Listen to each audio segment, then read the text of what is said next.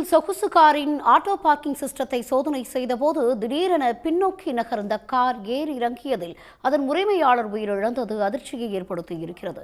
Auto parking அமைப்பு இருந்தாலும் காரில் ஹேண்ட் பிரேக்கின் பயன்பாடு மிக அவசியம் என்பதை உணர்த்தும் தொகுப்பினை பார்க்கலாம்.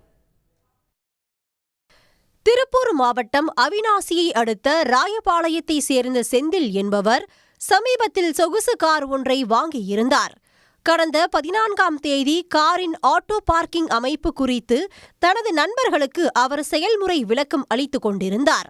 அப்போது நின்றிருந்த காரின் கதவை செந்தில் திறந்தபோது திடீரென பின்னோக்கி பாய்ந்த கார் கண் இமைக்கும் நேரத்தில் செந்தில் மீது ஏறி இறங்கியது. இதில் படுகாயமடைந்த செந்தில் கோவையில் உள்ள தனியார் மருத்துவமனையில் சேர்க்கப்பட்ட நிலையில் சிகிச்சை பலனின்றி கடந்த 18ஆம் தேதி உயிரிழந்தார். சொகுசு கார்களில் ஆட்டோ பார்க்கிங் அமைப்பு இருந்தாலும் ஹேண்ட் பிரேக்கை தவறாமல் பயன்படுத்த வேண்டும் என்கிறார்கள் வாகன பழுது நீக்கும் வல்லுநர்கள்.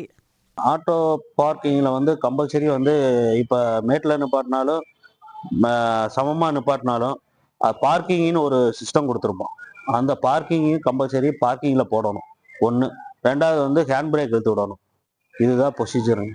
அவங்க சப்போஸ் ஹேண்ட் பிரேக் போட்டு விடாம விட்டுருந்தாலும் கீழே இறங்குறதுக்கு வாய்ப்பு இருக்கு. விபத்து குறித்து திருப்பூர் வடக்கு காவல்துறையினர் வழக்கு பதிவு செய்து விசாரித்து வருகின்றனர்.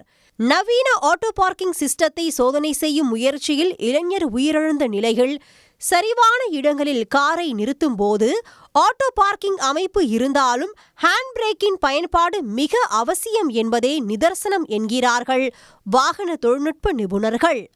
உடனுக்குடன் செய்திகளை தெரிந்து கொள்ள சன் நியூஸ் பெல் ஐகானை கிளிக் பண்ணுங்க.